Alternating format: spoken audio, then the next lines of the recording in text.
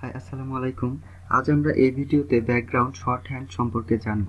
দেখেন, আমরা এই পর্যন্ত ব্যাকগ্রাউন্ডের কয়েকটা প্রপার্টি সম্বন্ধে জেনেছি, যেমন background colour, background image, background repeat, background position ইত্যাদি। এগুলা ঠিক আছে, প্রত্যেকটার জন্য আমাদের আলাদা আলাদা প্রপার্টি নিতে হয়, দেন এগুলার ভ্যালু দিতে হয়, তাহলে আমরা এগুলা করতে পারছি। সো আমরা যদি চাই যে খুব কম কোডের মাধ্যমে শুধু একটা সিএসএস প্রপার্টি দিয়ে colour, image, repeat, centre, position সবগুলোই আমরা কন্ট্রোল করবো, তো তাও আমরা পারবো। ঠিক আছে, তো চলেন এই জন্য আমি আগের কোডগুলো ডিলিট করে দেই।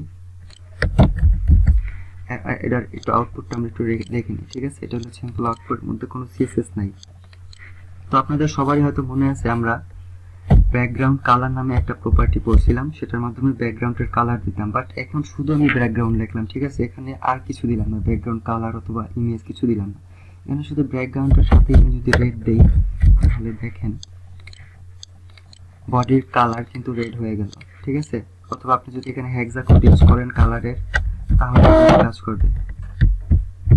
ঠিক আছে, আপনি যেভাবে কালার পিক করে আনতে পারেন সেই সবভাবেই আপনি কালার এনে দেন, এখানে কাজ করবে। RGB code then, no problem.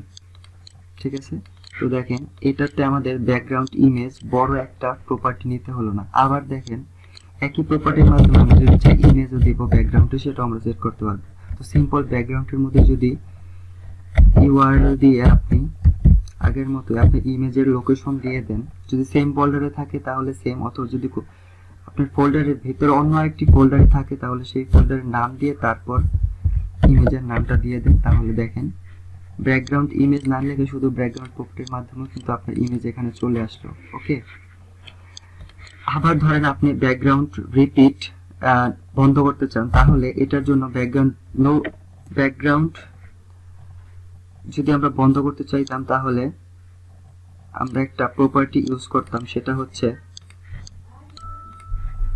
Background repeat property. Okay, but এখানে আমরা শুধু সিম্পল এই লাইনে শুধু যদি স্পেস দিয়েই ওই নো ব্যাকগ্রাউন্ড রিপিটের ভ্যালুগুলো লিখে দেই, তাহলে কিন্তু হয়ে যাবে। দেখেন, যদি no repeat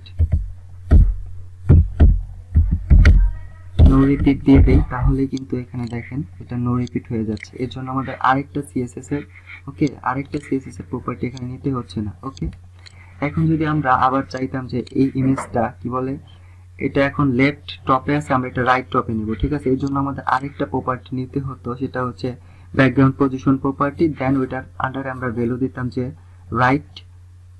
right top. Okay, but এখানে আমরা সিম্পল এই ব্যাকগ্রাউন্ড প্রপার্টি যদি নিয়ে থাকি, তাহলে সিম্পল আরেকটা স্পেস দিয়ে আমি পরের ওইটার ভ্যালুটাও লিখে দিতে পারবো, যেমন রাইট টপ যদি দিয়ে দিই, তাহলে দেখেন আমাদের আরেকটা বড় সিএসএস প্রপার্টি ছাড়াই সিম্পল এটা রাইটে চলে গেল। ঠিক আছে, সো আমি কিন্তু অনেকগুলা সিএসএস প্রপার্টি না নিলে একটা সিএসএস প্রপার্টি দিয়ে এই কাজগুলো করে ফেললাম। ঠিক আছে, সো আপনিও চাইলে এরকম শুধু ব্যাকগ্রাউন্ড ইউজ করে কালার, ইমেজ সবগুলোই কন্ট্রোল করতে পারেন খুব অল্প কোডের মাধ্যমে। ওকে, আশা করি বুঝতে পারছেন ব্যাকগ্রাউন্ড শর্ট হ্যান্ড সম্পর্কে।